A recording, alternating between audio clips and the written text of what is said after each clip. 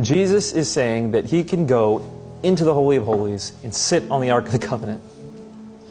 Abundantly clear that Jesus here claims to be divine. People who argue with that, for example, Bart Ehrman. I keep bringing up Ehrman because he was my professor at UNC, and so I got to interact with him a lot. I asked him, I said, what do you think of Mark 14:62? He says, it doesn't make sense. And I said, what do you mean it doesn't make sense? He said, in order for this verse to make sense, Mark would have to think Jesus claimed to be God. Yes. Yes. And he says it doesn't make sense. Mark doesn't know what he's talking about, is what Ehrman says. By the way, when Jesus says that he can sit at the right hand of God, do you understand the image that's being drawn here? You got the Holy of Holies. This is kind of the reflection of God's place in heaven. What is the throne? What is the reflection of the throne in the Holy of Holies? The mercy seat. The Ark of the Covenant.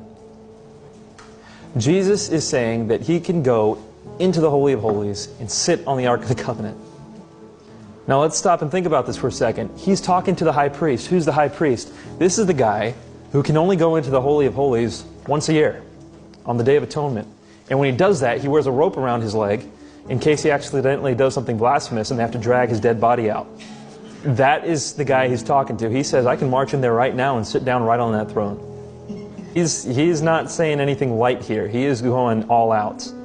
So in Jesus' words then, Mark 14:62, he claims to be the I Am, if you think that's strong enough. Definitely claims to be the Son of Man, coming on the clouds, and definitely claims to be sitting at the right hand of the power.